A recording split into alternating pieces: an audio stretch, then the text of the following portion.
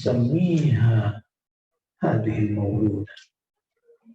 Tolong kasih nama bagi yang baru lahir.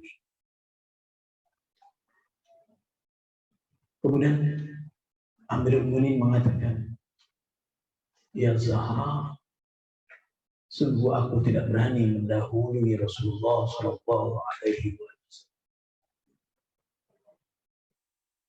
Ma kuntu asbaqta Rasulullah. Saat itu Rasulullah sedang menuju rumah Fatimah Zahra alaihissalam.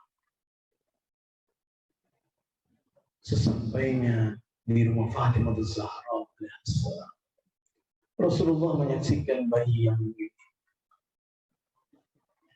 Kemudian Amirul Mukminin mengatakan, ya Rasulullah, Sami hadhil,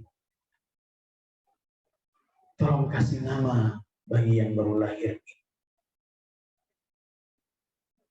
Akankah Rasulullah berani? Rasulullah mengatakan, ya Ali, ma kuntu asbaq Allah Subhanahu wa ta'ala. Aku tidak berani mendahului Allah Subhanahu wa ta'ala.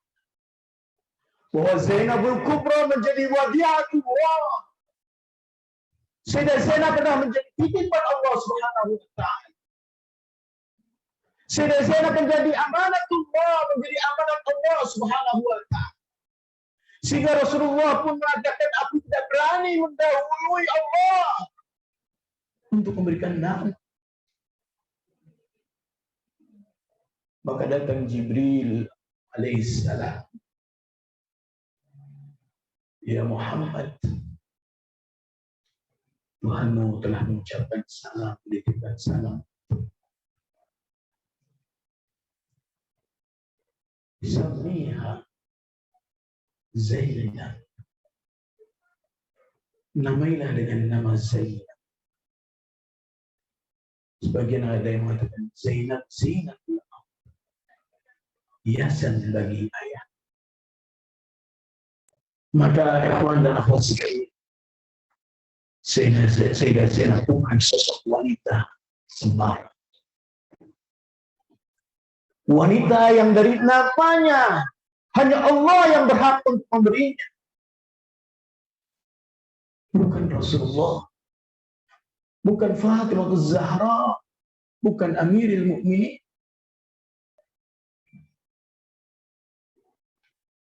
Tapi Allah Subhanahu wa ta'ala untuk menjelaskan bagaimana peran Sayyidah Zainab alaihissalam yang menjadi zinah, menjadi hiasan bagi ayahnya. Maka laqab Sayyidah Zainab mencerminkan seluruh sifat-sifat ilahiyah yang terpancar pada diri Amirul Mukminin dan terpancar pada diri Sayyidah Fatimah Zahra alaihissalam. Bahwa Sayyidah Zainab menggabungkan seluruh asma-asma ilahiyah yang ada pada Amirul Mukminin dan yang ada pada Fatimah Zahra alaihissalam. Fatimah Zahra melambangkan jamalillah, keindahan Allah Subhanahu wa ta'ala. Amirul Mukminin melambangkan jalalillah, keagungan Allah Subhanahu wa ta'ala. Dan pada diri Zainab itulah tergabung dan terkumpul jamal dan jalalullah, keindahan dan keagungan Allah Subhanahu wa ta'ala. Karena itu tatkala Yazid la'natullah alaihi sedang mempermainkan bibir suci Al-Husain alaihissalam dengan tongkatnya yang busuk dan ingin menjatuhkan perasaan Sayyidah Zainab alaihissalam agar hanyut dan tenggelam dalam kesedihan sehingga dia pingsan. Tapi justru Sayyidah Zainab alaihissalam muncul sebagai pribadi seolah orang menyaksikannya Amirul Mukminin kembali lagi hidup dan berbicara di hadapan seluruh umat manusia.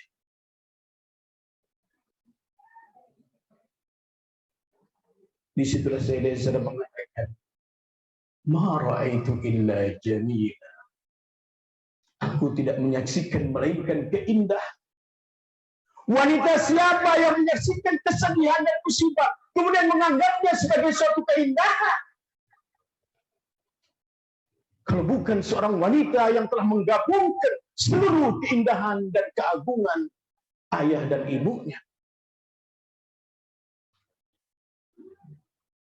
Di situ muncul keagungan ayahnya sehingga berani berbicara di hadapan Yazid al-Lahi.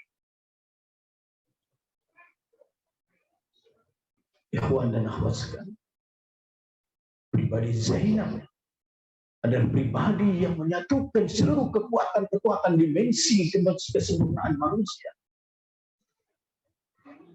Karena itu kata Rasulullah, hanya Allah yang memiliki hak untuk memberinya nama. Bukan aku sebagai kakeknya, dan bukan Ali sebagai ayahnya, dan bukan Zahra alaihissalam sebagai ibu.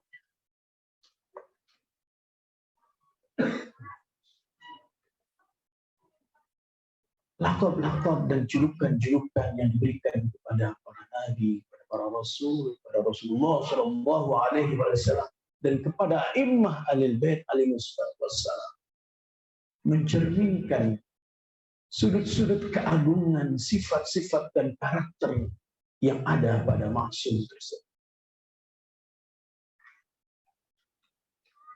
Tatkala Amirul Mukminin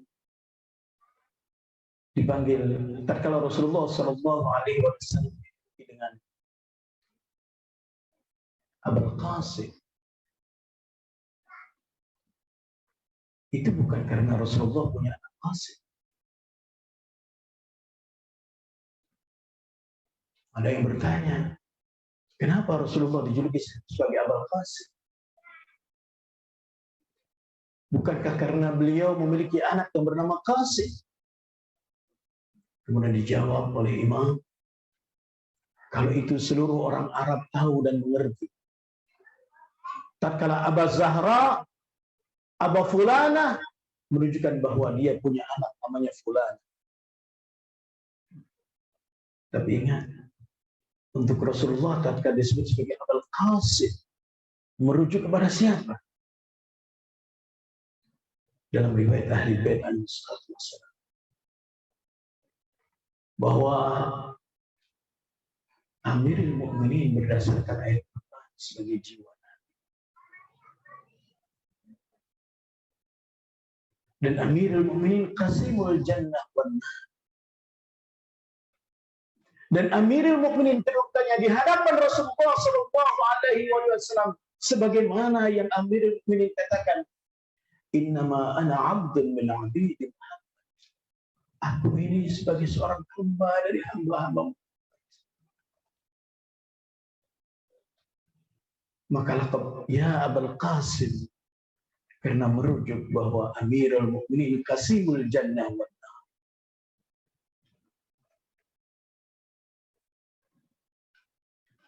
Maka kata Ayatullah Jawdi Amun, setiap lakab-lakab yang disematkan kepada para maksumi mencerminkan tentang hakikat daripada al-ma'sumin itu sendiri. Kita bisa melihat bagaimana Sayyidah Zainab alaihissalam dengan julukan-julukannya yang cukup terkenal, Ummul Masalih, ibu yang penuh dengan musibah. Musibah apa yang diderita di alam Zainab? Bukan saja Sayyidah Zainab itu menyaksikan derita pada saat menyaksikan tragedi Karbala, tapi Sayyidah Zainab menyaksikan musibah dari semenjak jatuhnya Rasulullah Shallallahu Alaihi Wasallam. Karena Sayyidah Zainab masih mencicipi rasa lezat dan manisnya wahyu ilahi bersama kakeknya Rasulullah Shallallahu Alaihi Wasallam selama 5 tahun.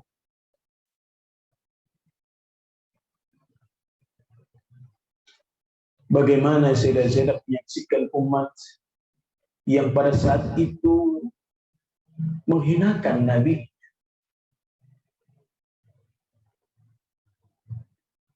Jangan dianggap bahwa Sayyidah masih kecil.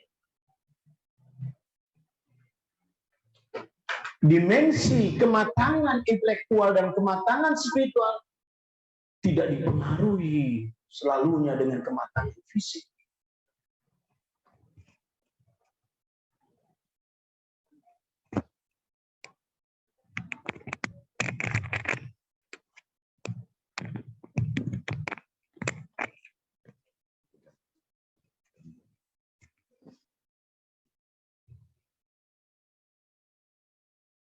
Dimensi kematangan intelektual dan spiritual tidak selalunya harus dibarengi dengan kematangan fisik. Justru terkadang untuk manusia-manusia tertentu, kematangan intelektual dan kematangan spiritual jauh melampaui daripada batas-batas dan kemampuan kematangan fisik. Kita bisa melihat dalam sejarah bagaimana Siti Maryam mempersiapkan kehadiran Isa alaihissalam. Siti Maryam selalu bermunajat dan berdoa serta mensucikan dirinya di mihrab. Tidak berbicara melainkan munajat dan doa kepada Allah Subhanahu wa taala. Selalu berpuasa. Bahkan apa yang terjadi pada diri Maryam alaihissalam membuat kejutan bagi Nabi Yakub. Sampai beliau mengatakan, "Ya Maryam, anna laki hada?" Dari mana ini makanan ini? Qalat min indillah. Dari sisi Allah Subhanahu wa taala.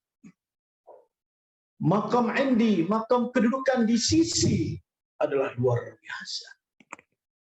Mengalahkan kedudukan-kedudukan sorga-sorga. Maka dalam doa Arafah dikatakan, kalau orang sudah mendapatkan Allah, akankah merasa kehilangan segala sesuatunya? Sedangkan segala sesuatu ada pada sisi Allah Subhanahu wa taala. Dan kalau seseorang tidak mendapatkan Allah, akan mendapatkan apa? Di saat seluruhnya ada pada sisi Allah Subhanahu wa taala. Maka begitu Sayyidah Maryam melahirkan Isa alaihissalam, apa yang terjadi? Nabi Isa baru lahir. Menurut pengetahuan umum manusia, seorang bayi tidak mungkin akan mampu bicara.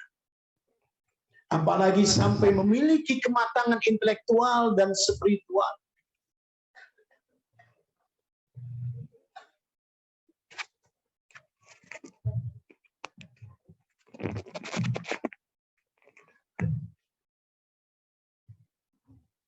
Apa jawaban Nabi Isa alaihissalam ketika menjawab dan fitnah orang-orang terhadap itu? Nabi Isa mengatakan, "Ana Abdullah wa ja'alani nabiyya." Aku adalah hamba Allah dan Allah telah menjadikan aku sebagai seorang nabi. Di saat Isa alaihissalam baru saja lahir, bahwa makam ubudiyah, makam penghambaan telah beliau saksikan dan makam nubuwah telah dia saksikan. Untuk mencapai makam nubuwah harus tercapai terdahulu makam ubudiyah. Karena itu dalam syahadat kita kepada Rasulullah, asyhadu an la ilaha illallah wa asyhadu anna Muhammadan abduhu wa rasul. Makam abd